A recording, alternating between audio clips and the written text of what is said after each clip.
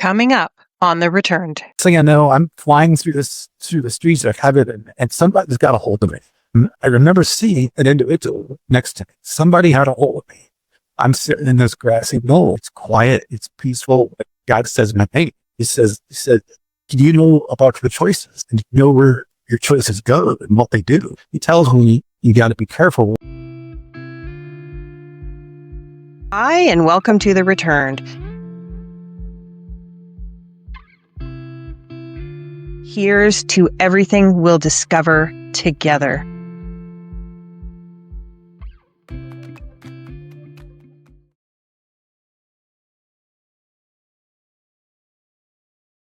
Hi, and welcome to The Returned, a place where we share near-death stories, out-of-body experiences, spiritual awakenings, signs from spirit, and the journeys of healers and lightworkers from around the world.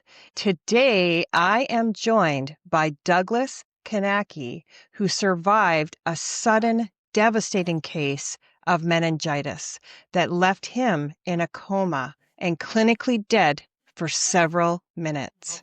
When Doug awoke, not only had he lost 30 years of memories, but it was as if he had time traveled back to his younger self, waking up believing it was decades early. Doug, welcome to The Returned. Thank you. It's good to be here. You're very welcome.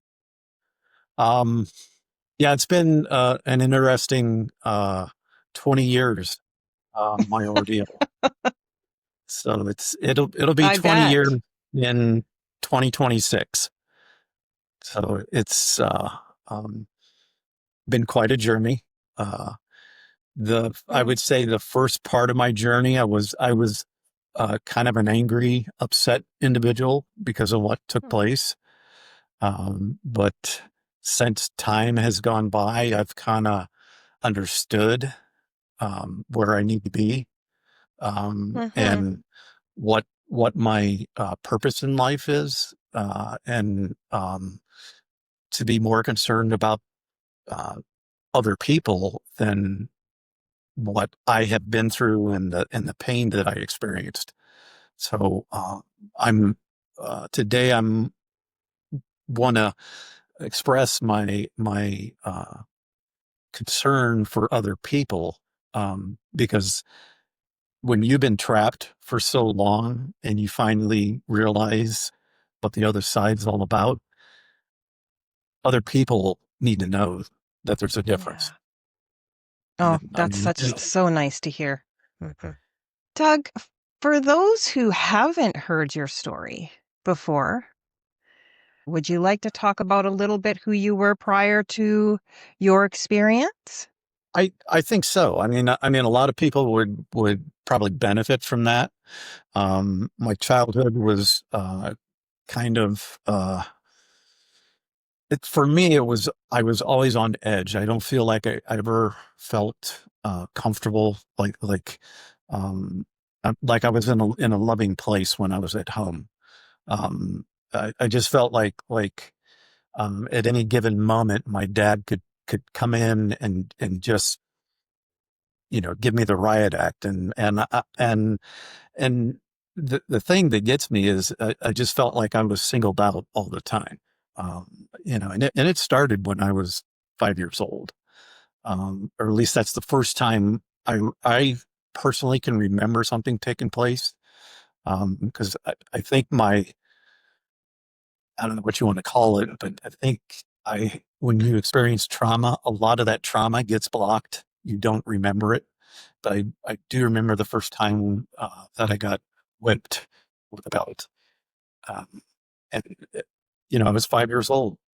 And I just felt like, why in the world would you take a belt to a kid at 5 years old?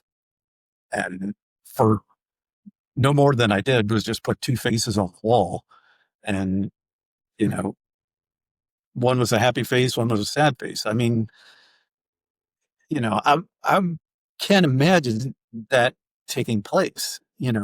For me today, I would just be like, well, and being a builder, what's wrong with getting the paint out and touching it up, right? That's all it would have taken. Yeah. And, Mhm. an acknowledgement of, hey, nice faces.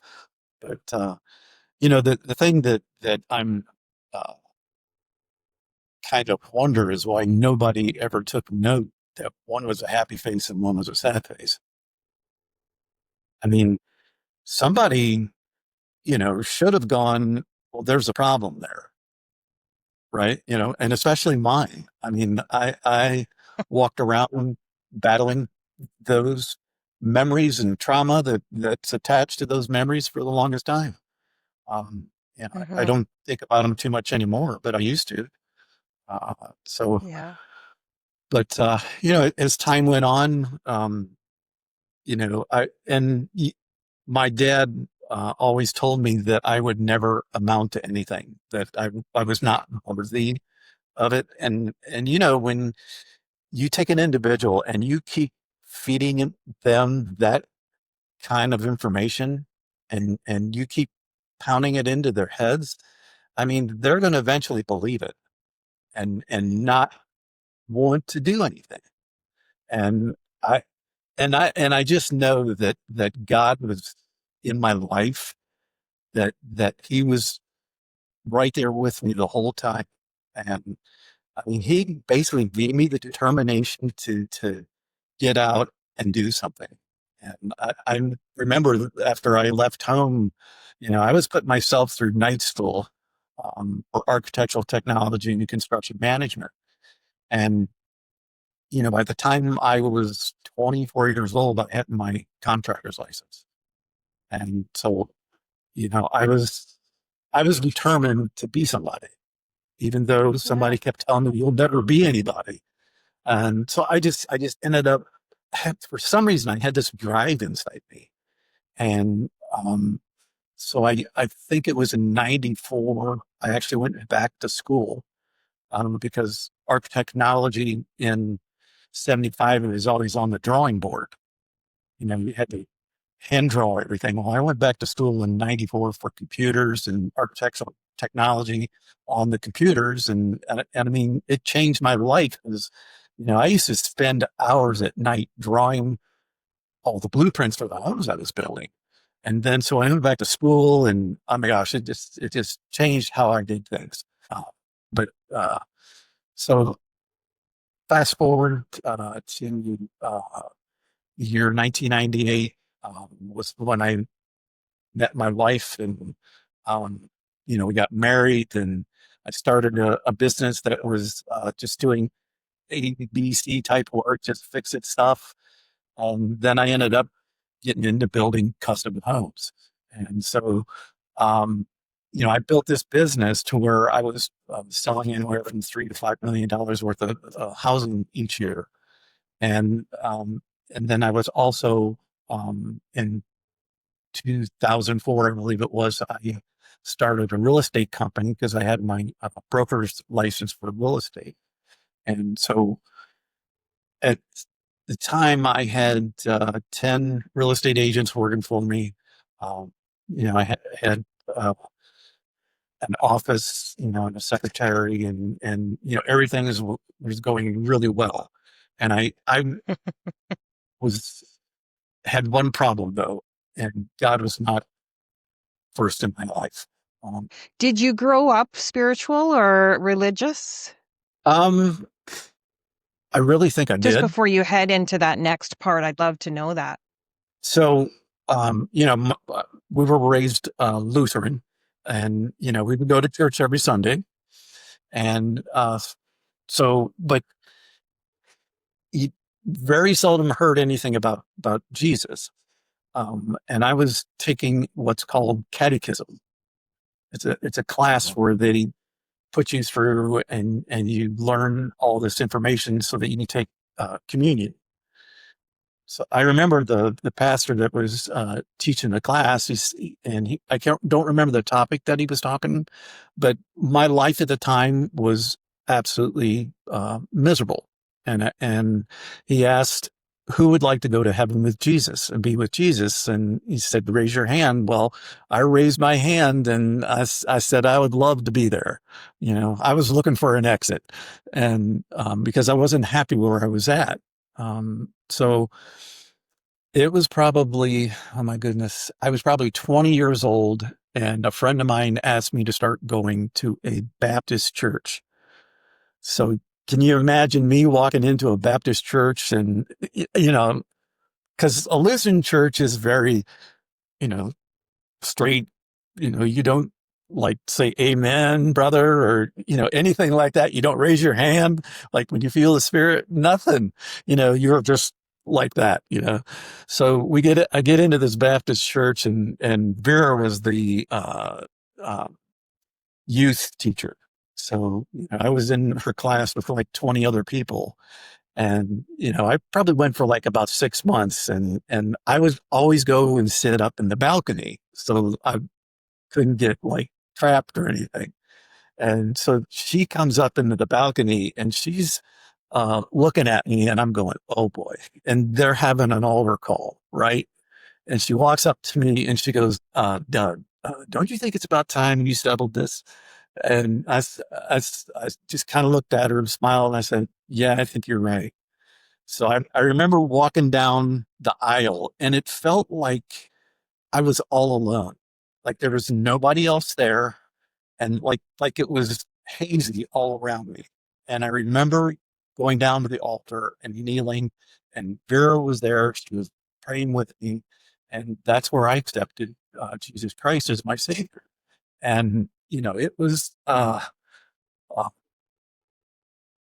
something that I feel like from that time that I raised my hand in catechism class, that that that whole walk through that whole time frame was leading to that point.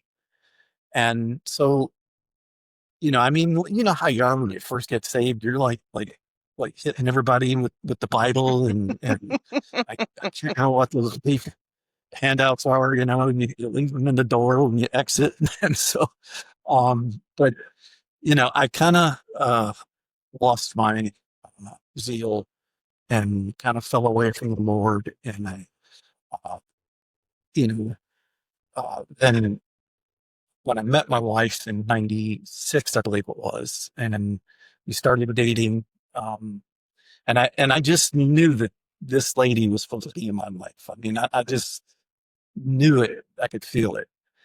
And so we ended up getting married. And, like I said, I built this business up, and I mean, it's like a kid, it's like raising a kid. You just keep feeding it and feeding it. And it gets to the point to where, you can finally go, all right, I did something that, you know, a lot of people don't get to do. And, Mhm. but one day, God kind of wanted my attention, and I know He was wanting to get it, and I was ignoring it. I mean, I was not having it, and I think that's really why I ended up contracting meningococcal meningitis, and because He wanted to have a talk with me, and so um, it was uh,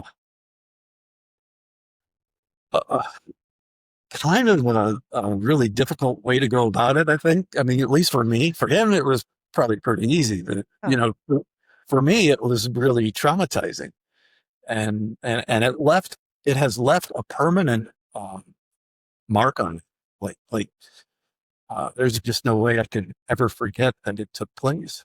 And so I paid off our timeshare, and uh, and we would always go to Los Cabos, not Los Cabos, but Cancun, Mexico. And so when I paid it off, they gave us a free weekend at a new resort in Los Cabos, Mexico.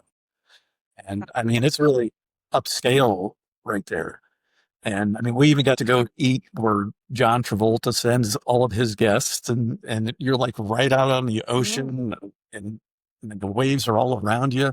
It was absolutely a Wow. beautiful place.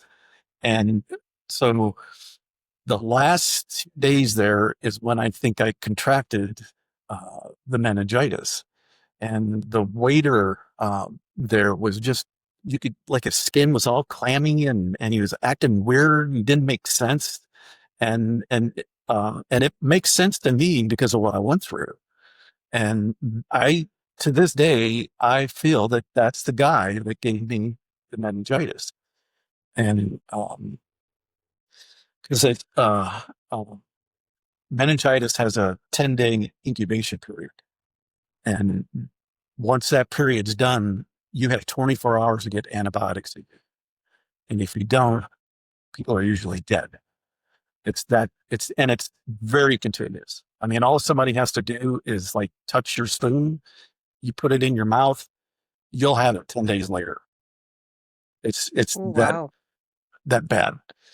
Um, so we come back from Los Cabos and I'm back to building houses and doing real estate and that type of thing. And then this is on a Wednesday. I start getting like nauseated, like flu-like symptoms. It was October, so I didn't think anything about it.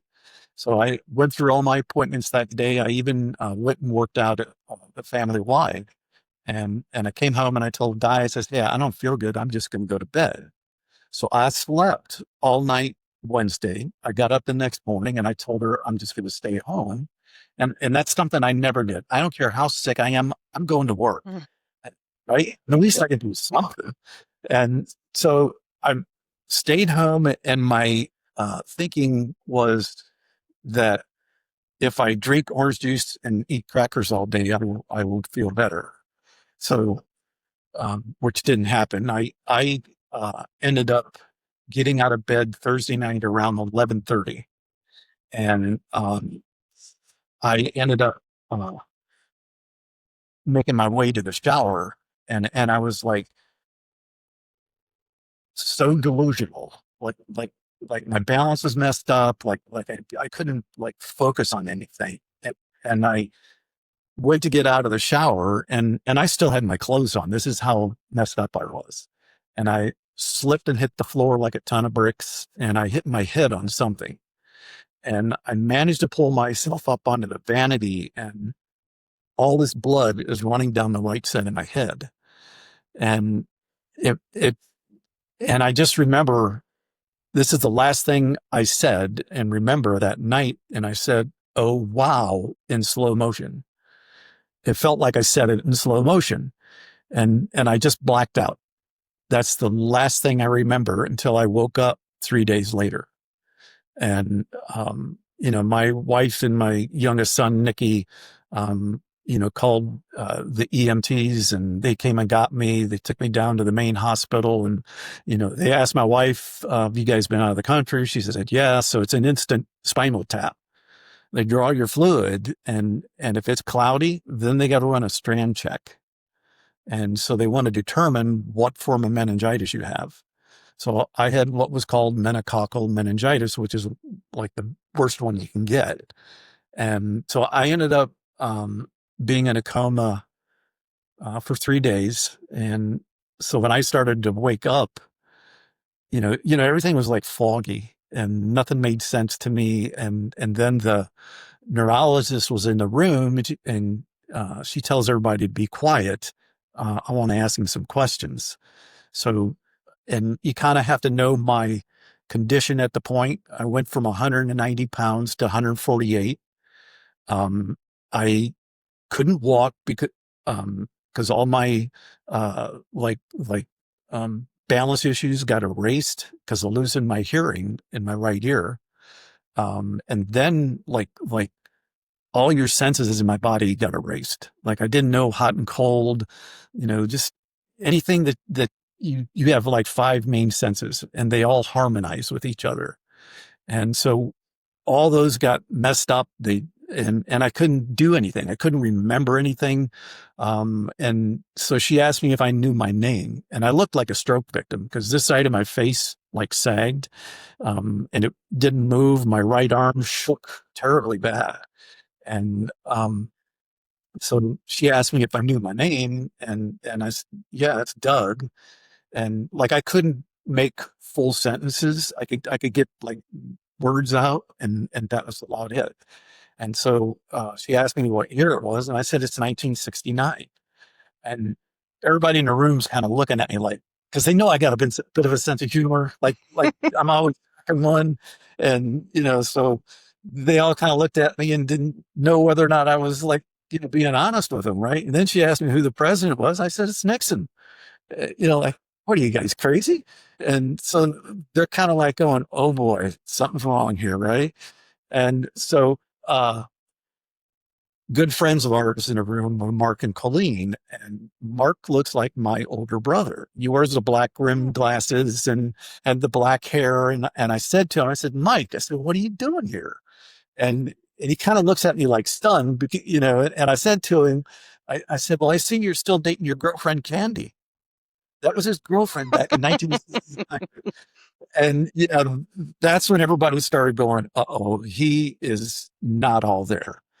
And so then my daughter walks into the room, and for some reason, I knew my daughter, which is totally quirky. And I said to her, I said, Audie, I said, what are you doing here? And she hands me a CD, and I said, what's that? She goes, Dad, it's a CD. It plays music. I said, no, they're black and about this big around, and vinyl records. And so like everybody's going, oh my goodness, this guy's gone, right? And so then the neurologist asked me if I knew this lady, and so um, I'm looking at her, and I'm already shaking my head. No, I said I don't know who she is, and so she tells me to No. come up with a name, and so I called her April, and my wife's name is Diane. So the first thing she says to me, who's April? And I'm like, I said, she told me to come up with a name. And so I was just like, I was on the hot seat right there, and I looked at her and I said, look, I said, you're a beautiful lady, but I have no clue who you are. And I mean, it was like this huge rush of tears just started running down her face. And Diane is like this really passionate, loving girl. And all she wanted was me back. I mean, she put together this huge prayer team, because all the information that the doctors and the nurses were feeding her was that I wasn't going to make it, that more than likely I was going to die, because I arrived at the hospital unconscious, non-responsive, and septic. And all the data they have on people that arrive under those conditions, they don't make it. There's very little data on somebody who makes it in that condition. And so, she got a bonus when I woke up, but then she was kind of like bewildered because, I wasn't 100%. And, but then they also told her that if I do wake up, more than likely, he's just going to be in a vegetative state, and you're just going to have to like feed him, change his diapers, that type of thing. Oh. How do I put this? She's too much of a determined lady to have to deal with something like that. I wouldn't want to put her through it. I think her happiness would be gone. And so uh, the whole time we were in the hospital, I'm arguing with this lady that she's not my wife. And she would bring up things that we did together. Like we went and did this and this and this. And I'm like going, nope, nope. I don't know who, I don't remember it. And one of my arguments with her was, look, I said, you go home every night and I stay here in my apartment. And, she goes, have you looked at where you're at? And so go look, all these IVs are going in and out of me. And she said, you're in a hospital. And so I'm kind of looking at it, and I do remember them pulling the tube out of my throat. Like on the last day, they release you from the hospital. They put you in a wheelchair, and they're taking you down the corridor. And so the nurse is like wheeling me down to the elevator, and I turned to her and I said, "Am I going to be okay going home with this lady?" And she puts her hand on my shoulder and said, "You're going to be fine. She's a very nice lady." And so we finally get to our subdivision, and we're pulling up our driveway, and I'm looking at the house, and I'm kind of going, I said to her, I said, you live here? I said, you must be loaded.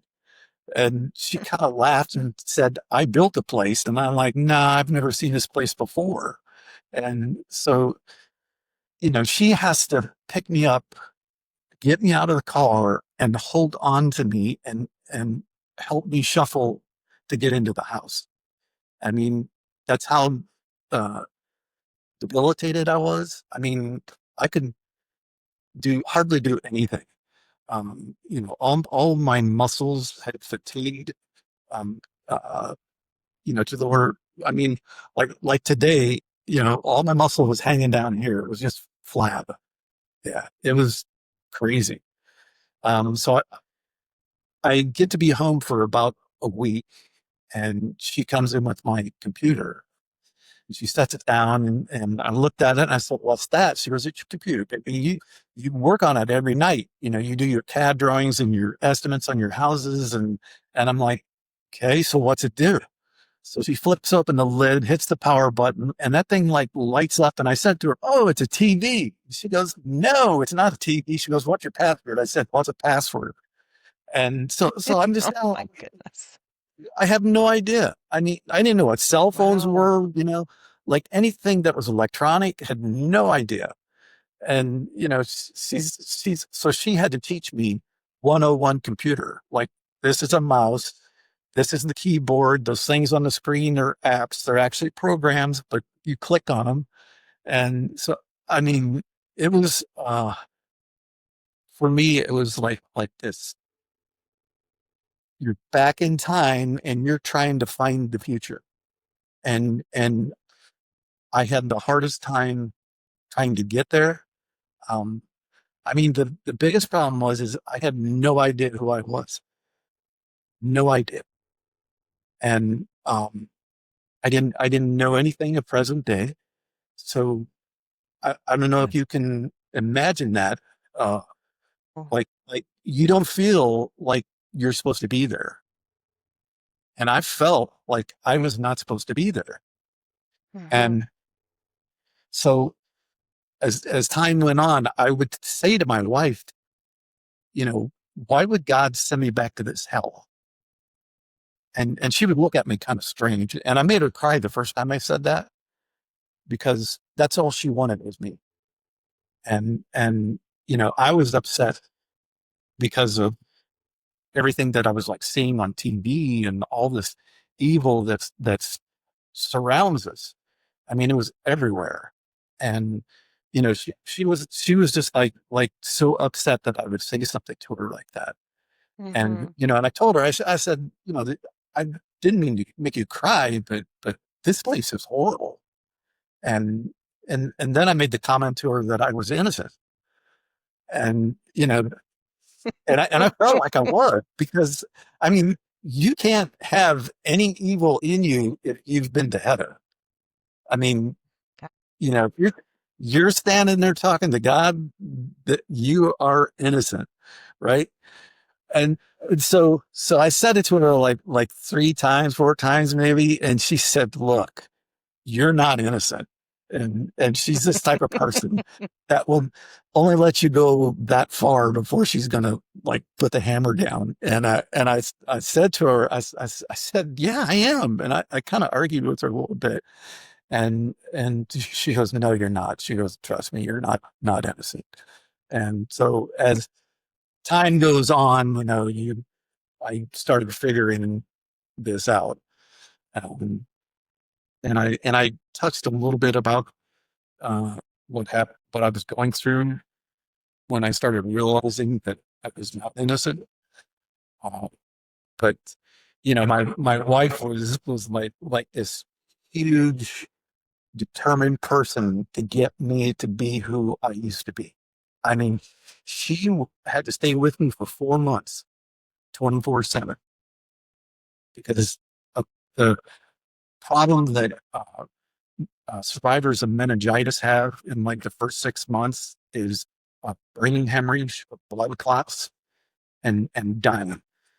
They, yeah, it's that severe. So you might have survived the bacteria, but the aftermath is just as can be just as deadly. Uh, Oh, so so I'm sitting there one day, and this is probably 2 months after being home, and I'm and to get this, okay, my short term memory loss is so bad. she would take me into the shower and I would wash my hair 5 times because I just forgot I did it. And she'd go, you get to be a real pain, you know that. so, so I'm like sitting there, and every time I want to get on the computer, or she would tell me it's time to get on the computer, and we need to get your brain going, because I had no cognitive. And so she's trying to teach me what the next step is all the time. So she would fire up the computer and she'd get me on it, and I would like try and do something on the computer. And so I found our family photos. And so up to this point, this is just some lady taking care of me. She's my Mm-hmm. nurse, rather attractive nurse, but she's taking care of me. And so um, I started looking at all these photos, and I'm kind of going, wow, she's in all these photos, and she's even sitting in my lap in a couple of them. And I'm going, what is the deal here? And it was like all of a sudden this huge flood of emotion, and realization who she was. I mean, it was just like a light switch went on, and the download just came at me. I mean, it was unbelievable. And so at this point, I could still not walk. So I like struggled to get out of the chair, and I remember hanging on to furniture and the walls, and get myself out to the kitchen where she was at. And she's kind of looking at me, kind of like stunned. What are you doing out of your chair? And I said to her, I said, I know who you are. I said, you're my wife. I said, I just remembered who you are. And oh my gosh, you should have seen the smile on her face. The tears rolling down her face were just, oh my gosh, it was beautiful. And she puts her hands on my cheeks and she said, we're going to get through this. And, we're both standing there crying. We're Oh. like, can't believe the emotions that were coming out at that point. Cause up to this point, she had no idea that I would ever realize who she was. And this is like the first sign that I might find out who I am and find out what we're all about. And so we end up uh, building on that. And I mean, it took a long time. It took over 2 years for me to get to the point where I felt like I was me again. Because I felt like nothing was real to like it, I don't know how to explain that, but uh, like nothing was how it was supposed to be. I mean, it just like I don't know how to explain that, but it didn't feel real. Um, Mm-hmm. but I ended up getting back to work. My wife uh, she has to take me to work, or my son has to, because I'm not allowed to drive. So they took my driver's license away. So I was like a little kid to them, they just, hey, you ready to go? Let's go. And so, I'd chuckle off to the car. And during that 4 month period, they were taking me to physical therapy and cognitive, so that I was you were trying to get my brain to engage, so that 1 + 1 = 2. And then they were teaching me to walk. So they put me through some really odd things to like they would have me put my hands out to my side and close my eyes and start marching. And they they could tell when you were marching that you would start turning toward your side that was deaf. So I'm like rotating 360, and I'm thinking I'm that way, right? And I'm clear over there. So they're like, okay, Doug, you're done. I'm back. So it's some of the things they had me do to try and get my balance back was crazy. But like I didn't remember uh like at first how to walk. Like they had to show me how your feet go, like one foot in front of the other, to learn how to walk. They did that in the hospital, and but I forgot. So they had to keep repeating things to me to where it would become like a rhythm. So we struggled, or I should say, I struggled for the longest time to uh, figure out who I was. But I never told my wife or anybody about my near-death experience. Um, Why? and the biggest reason was because of the position that I was in. Okay, so I'm the contractor, general contractor on the jobs. So if they think that your screws are loose, they're not going to work for you anymore. So I mean, I had to put on this front like, I was all there, and I definitely was not there. I mean, like, I can remember starting a new job, and I had to go meet the excavator, and my wife's sister had to walk me around the job site to hold me up to uh, get me to talk with the excavators and determine elevation on the basement, and I mean, it was like, and the headaches were just excruciating, just so painful. It, they make a migraine look like nothing. Um, that's oh, so like 4 or 5 years had gone by, and I start feeling like I'm me again, and God's like after me. He's like, we talked, right? And I'm not happy with God at this point. I'm upset with him because he sent me back, and I felt like uh, I felt like he treated me like my dad treated me, that I wasn't good enough. Okay. Because I pleaded with God that I didn't want to go. I wanted to stay there. I did not want to leave. And so I was upset with him for, the longest time. And, and my wife didn't understand it. She just felt like you should really be feeling like special at this point. And I didn't. And so we kind of like had this, I don't know, not an argument, not a fight or anything, but we talked about it, but it never really got resolved. And so one day she sat me down, and she said to me, she goes, "Doug," she goes, "do you know how special you are?" And I kind of said, "No, not really."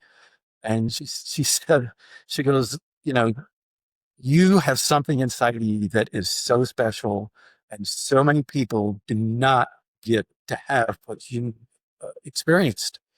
And so I just, I didn't really say anything to her. She goes, "Look," she goes, "God picked you out of millions of people that die to send back and do something for him." And he goes, "He chose you. He chose you to do something for him."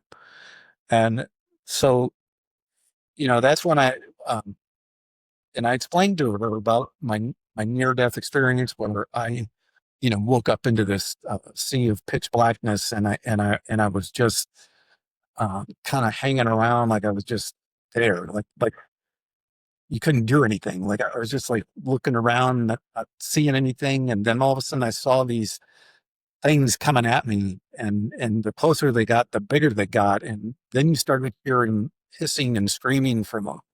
And I mean, they were just ginormous. And I'm like panicking at this point. And so I'm like, and you feel like, I don't know, sometimes you feel like you don't have a way out, but God always gives you a way out. And so when you pray about it, God gives you a way, right? And so I'm sitting there in this sea of blackness, and these things are coming at me. And all of a sudden God said, "Do not be afraid." With And I mean, that was like the best thing that could have happened at that point. I mean, I was like rejoicing inside that, and the fact that I knew that voice I was just like, oh my goodness. It was like I don't know, singing a song that you just absolutely love, and uh, but the next thing I know, all of a sudden it got just absolutely brilliant. I became so bright that you couldn't look into it, and then the foundations that happened just showed up out of nowhere. And I mean, they're like massive, just huge. I just remember looking up, and I'm just like, wow. And I mean, that's all I could say at the time. And so the next thing I know, I'm flying through the streets of heaven, and somebody's got a hold of me. I'm not sure who it is. I don't know if it was an angel or what, but I just remember I remember seeing an individual next to me. Somebody had a hold of me. And so the next thing I know, I'm sitting in this grassy knoll, and I'm just like by myself. It's quiet, it's peaceful, and I'm just like I'm wondering why I'm here. And so the next thing I know, God says my name. He says, Doug. And I'm just kind of like, oh, what do you say when God said your name, right? And I just remember I got quiet. And he said, uh, do you know about your choices? And do you know where your choices go and what they do? And I didn't say anything, and he's so this pond just shows up on of nowhere, and I mean you could hear the water moving, and you can see the mist going across the water, and he drops this pebble in the pond and he says, "You see those ripples?" He said, "Those are your choices. You see how they just keep going, and they keep touching anything that's in the path." And so he says, that's what your choices do. They touch all these people that are in your life, and they just keep touching. So he tells me you got to be careful what your choices are. And then he showed me three scenarios of what my choices could be. He didn't say these are your choices. I'm just showing you some choices. And I mean, they were so vivid. I wish I could remember them, but I just remember going, wow, I hope I never do that, you know? And I mean, it's just like as soon as he got doing this, and I mean, it all had feelings and emotions attached with all these different choices. So you can feel what the other person was feeling because of those choices. And I mean, it was just like, wow. I mean, it was huge. And so I'm like listening to this, and then all of a sudden he says to me, "I'm sending you back," and I'm like, "I don't want to go back." I was like pleading with him, "I don't want to go back." I said, "This place is absolutely amazing." I said, "I've never felt such peace and love in all my life." And then he says to me, he says, "I've got something for you to do. I'm sending you back." And that's when I remember like hearing people's voices in the hospital, and waking up, it's like foggy, and I remember going like this with my hand and wondering what that was, because I didn't have a body when I was in heaven, and that's why I was saying to my wife that I was innocent, because I felt like I was still in heaven. And so it was just a unbelievable an experience to go through. And my whole being is, I can't wait till I go back. I can't wait. Yeah, because anything's better than what's going on here. It's Oh, getting way too crazy. I agree. And you have firsthand knowledge of where we're going.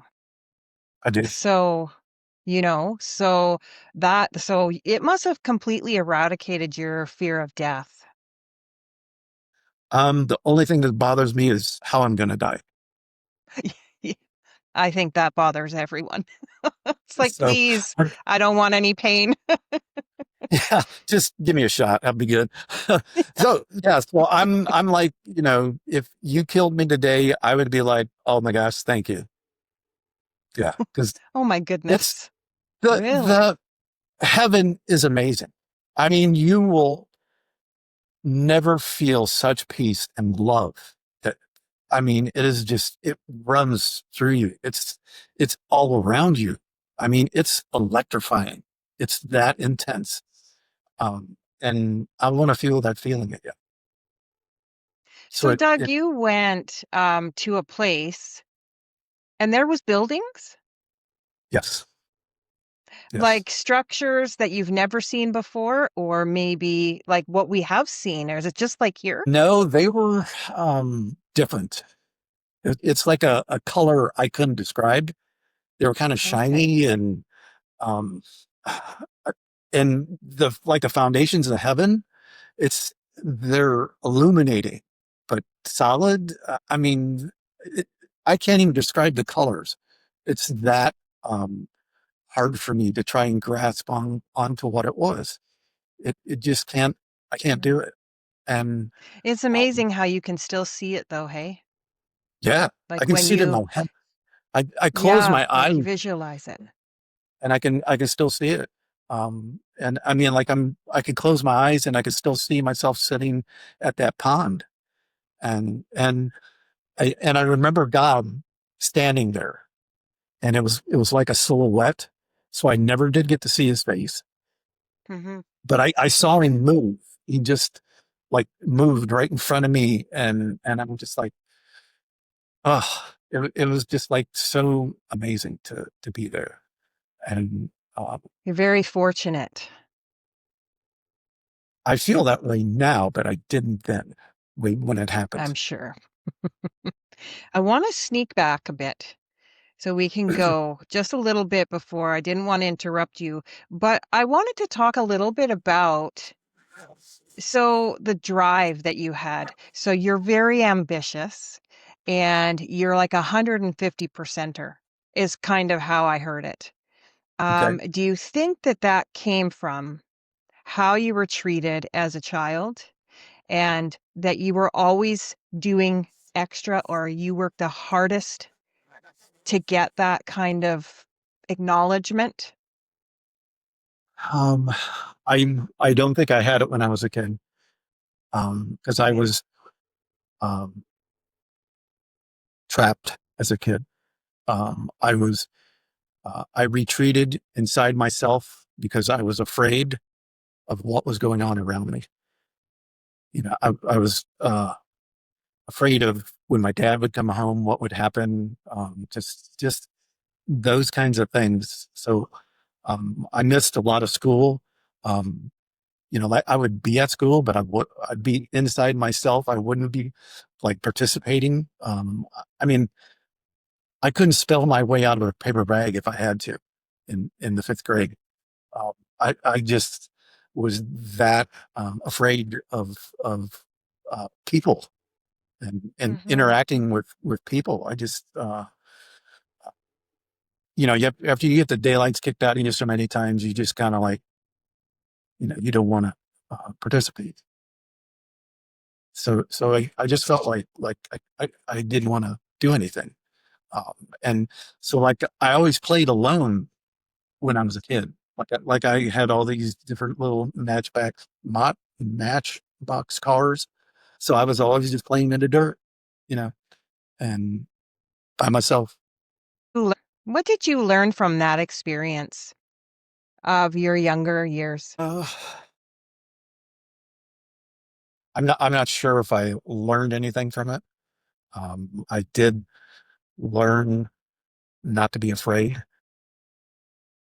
Um, like no matter what the situation is, you got to hit it head on.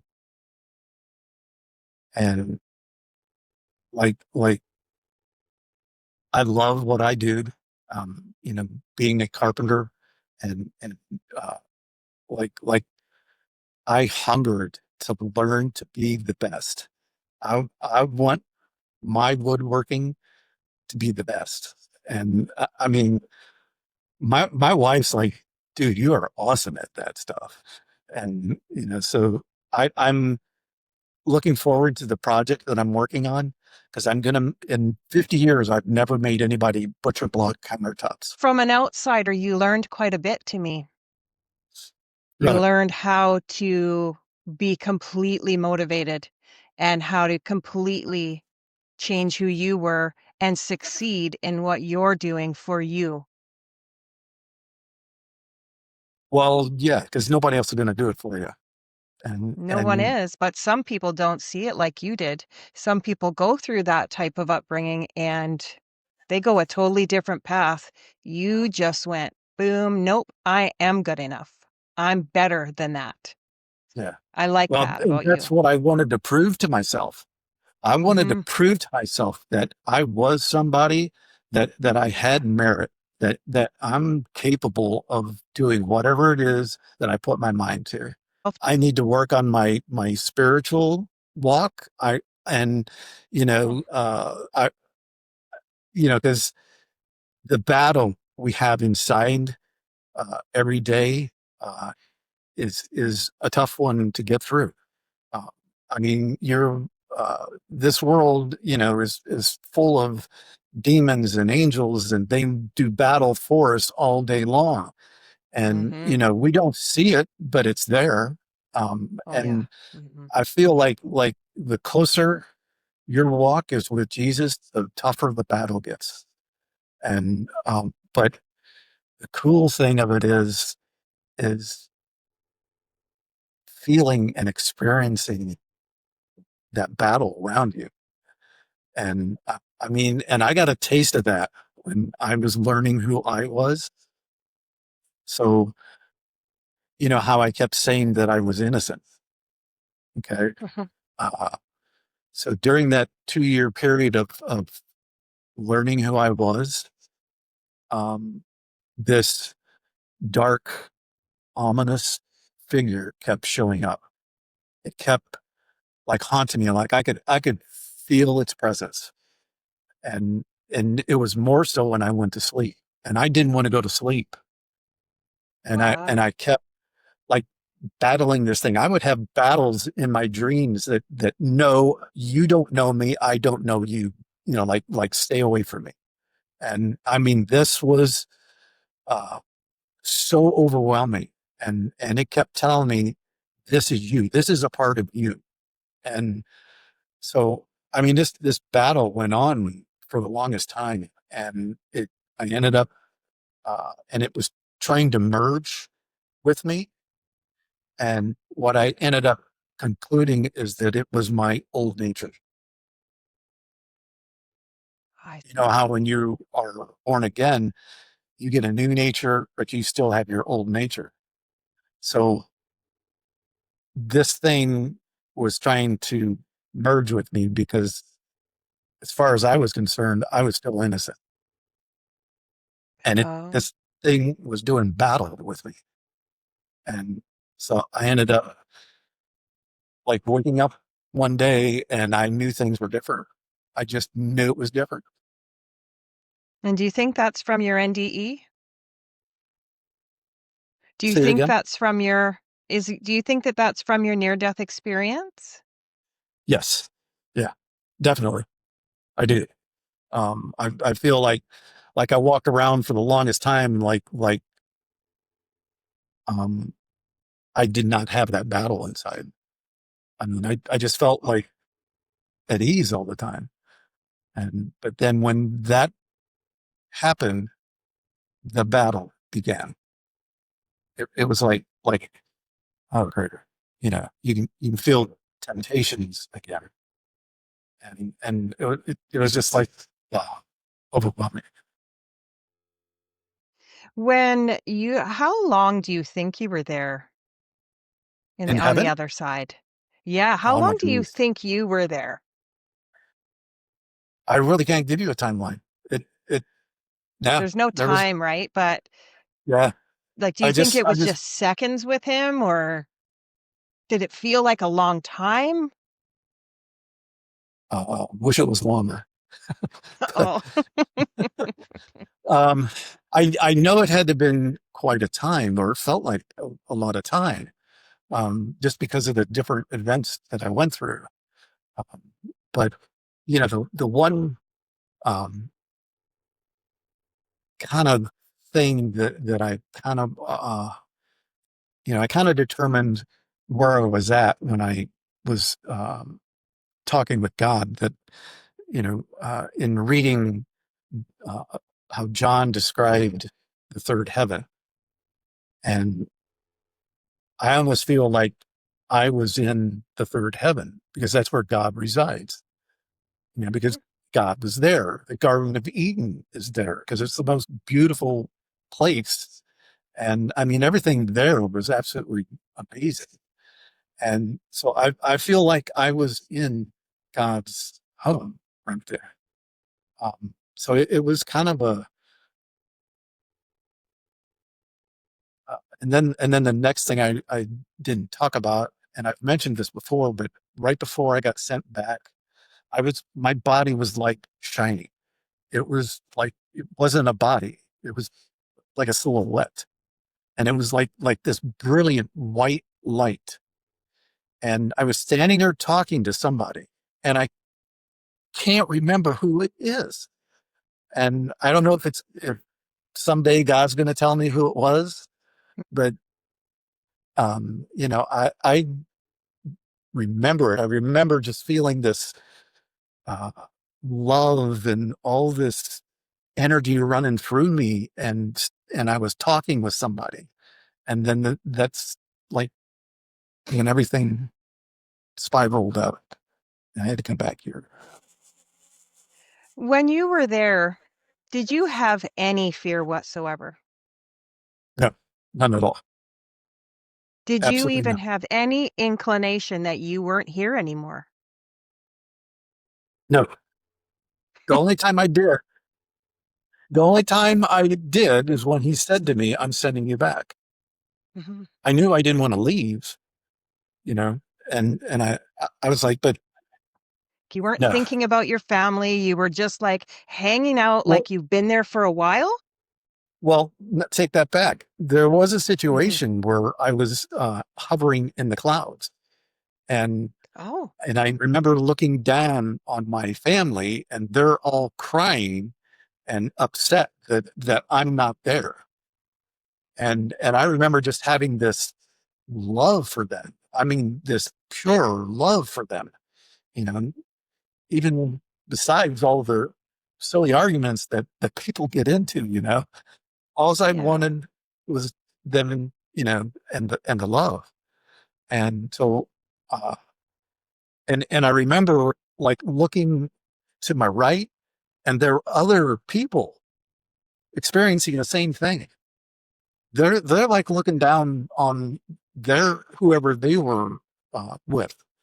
I mean, they're Oh, all. I mean, it was so you could see other deceased spirits yeah. I could see other people alongside yourself. in the clouds doing the same thing I was doing, Oh, looking down. that's- And I mean, they're looking down on us right now. They really are. yeah. Um, I and know. uh, it's I'm like sitting there going, wow, I can feel like the chills that I uh, just got the same thing when you said that. I literally just got the same thing. So I just want to be clear for the audience.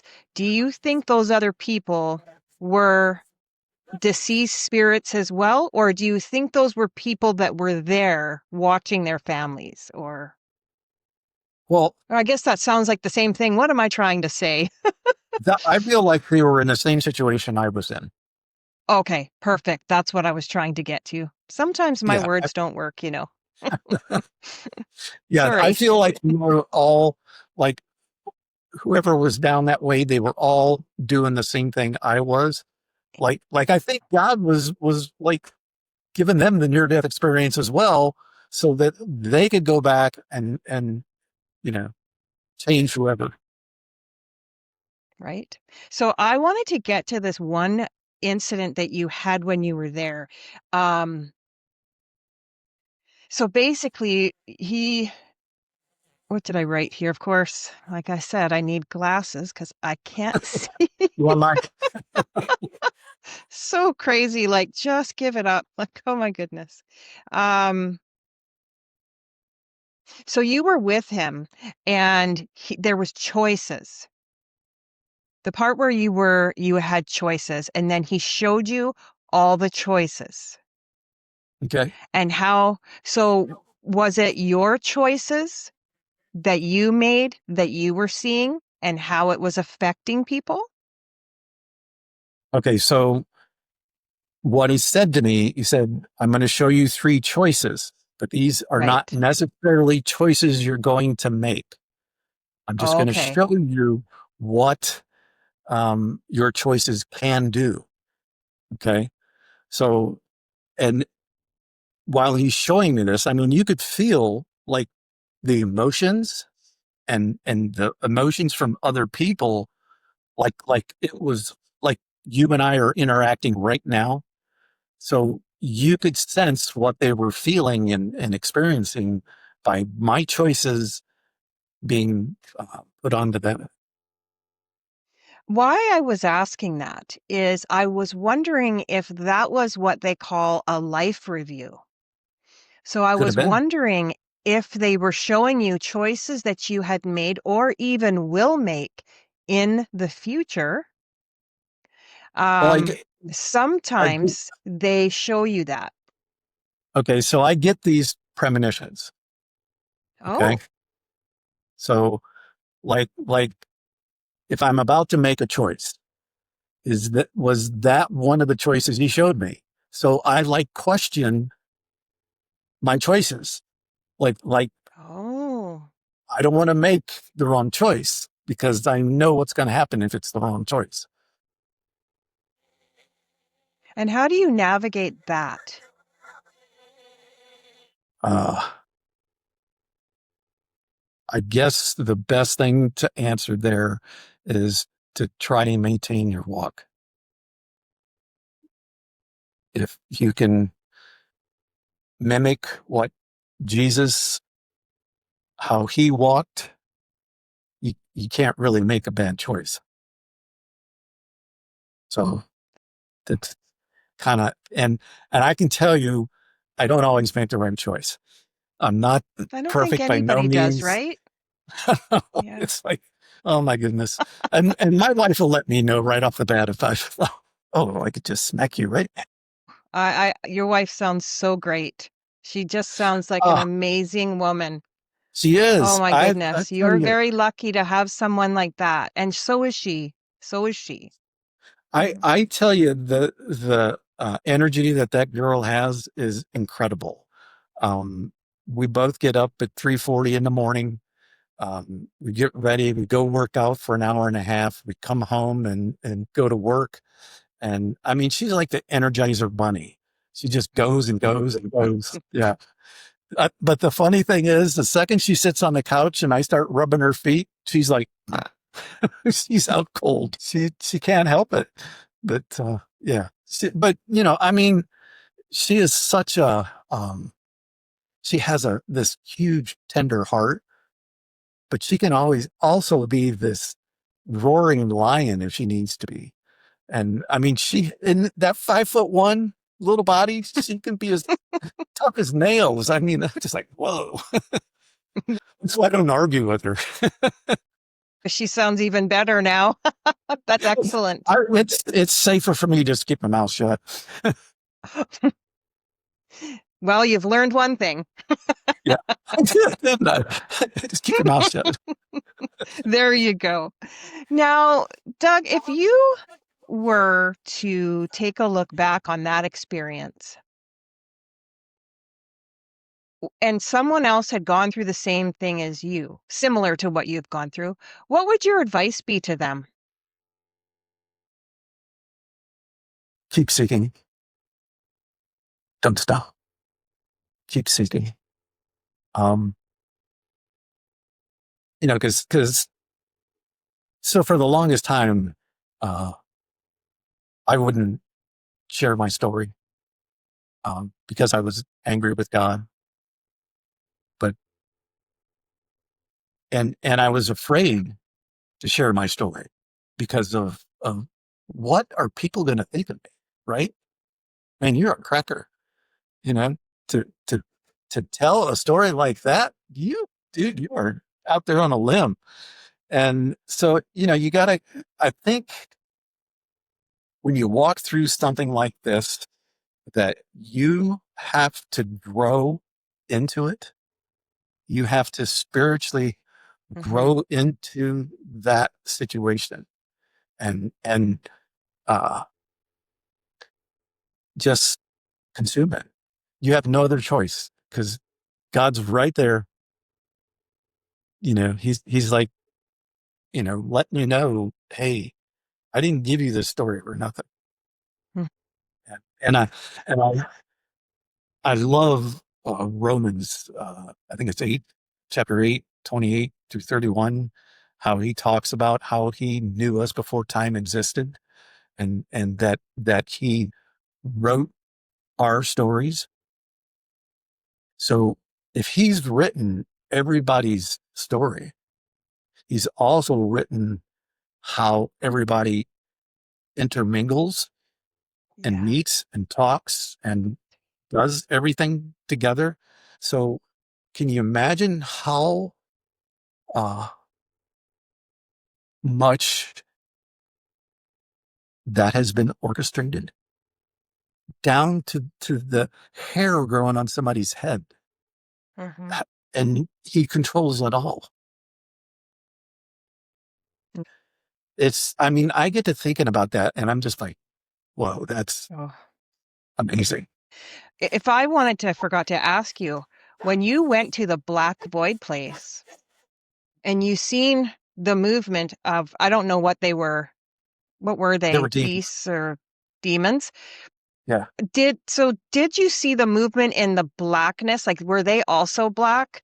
Like, We were like oh my goodness, let me think. They were like a silvery, grayish oh, black.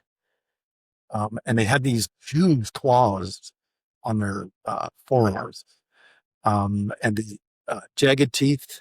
Uh, their eyes were bulging, um, and they had flames coming off their bodies. And I mean, I didn't see them at first. I was just like nothing going on. But I honestly feel that these demons were coming for me, like they were coming to get me. And that's when God showed up. why do you think you went to that place? I think um, God wanted to give me a taste of what hell could be, because I wasn't in hell, Hmm.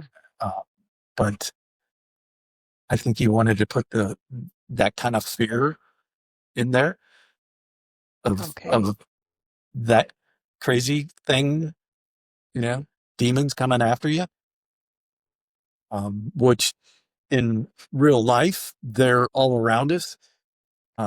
So I think he wanted to put that there to make me more, uh, make you realize what's really going on all around you.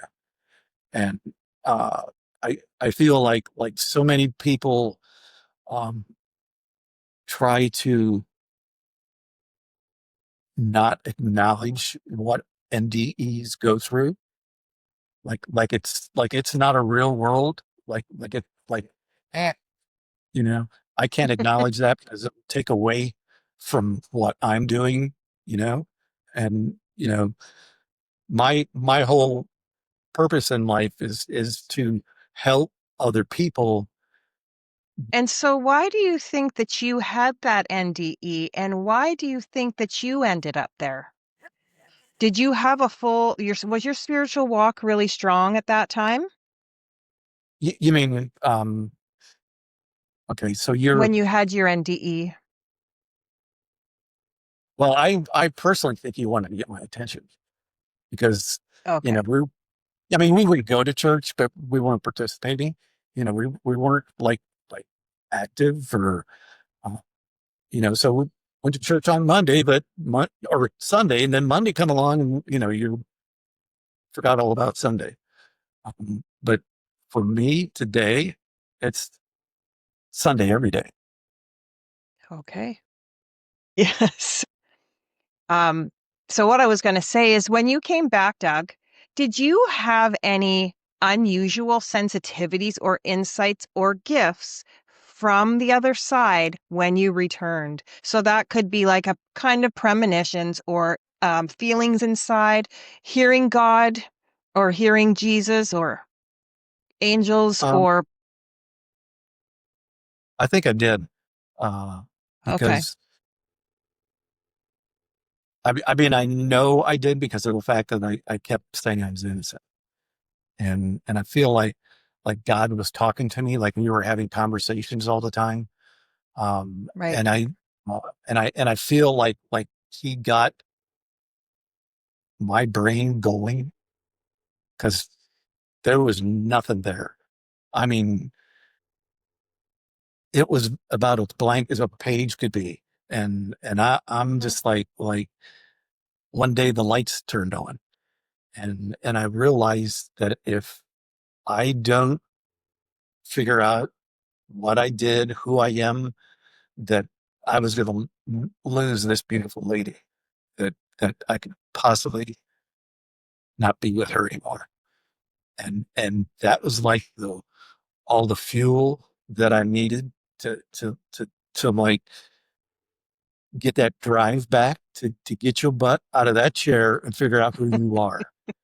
And so, I mean, uh, whether and I don't feel like there was any other possibility. It had to be God that put all that back. I feel like Yeah. He gave me my whole um, Yeah. personality, my thought patterns, all those things. He gave me back.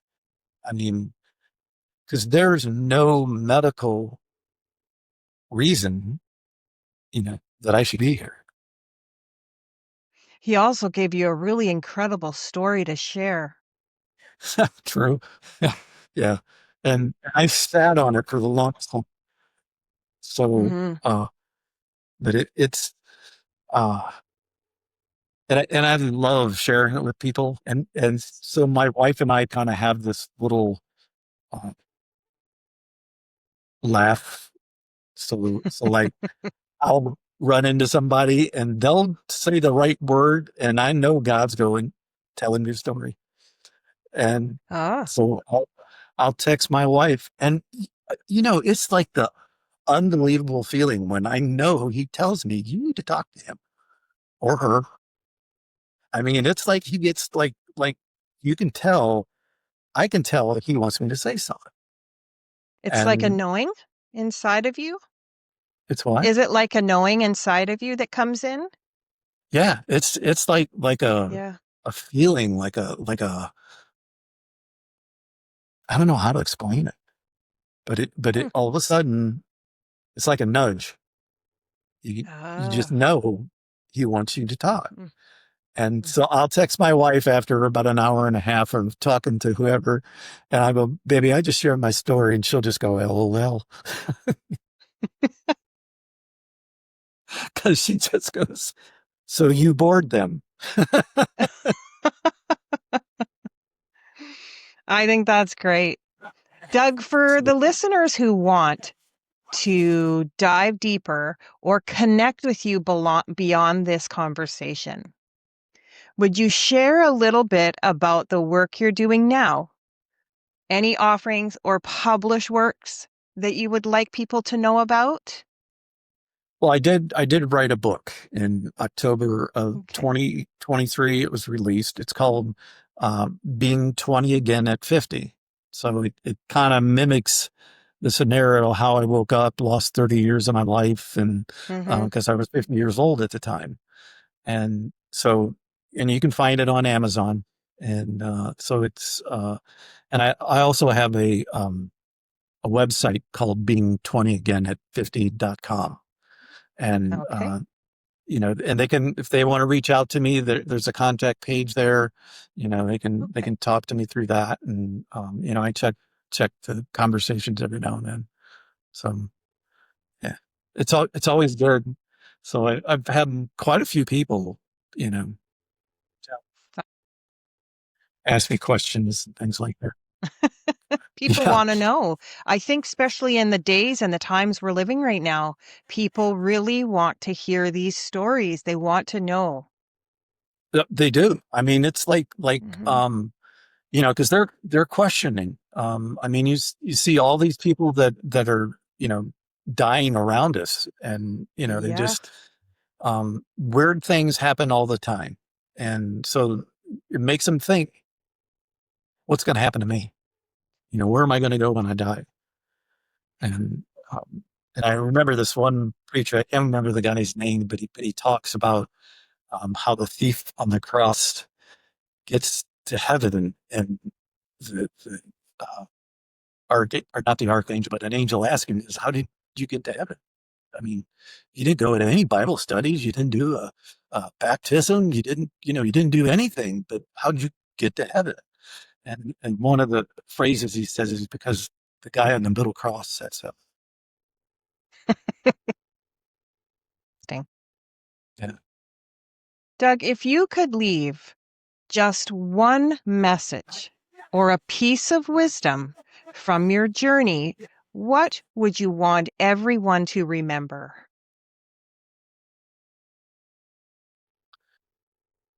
Well, I mean, it's the purpose of my story is I want, if you don't believe me, do your research and come to a conclusion yourself. Doug, I want to thank you so, so, so very much for your openness and honesty.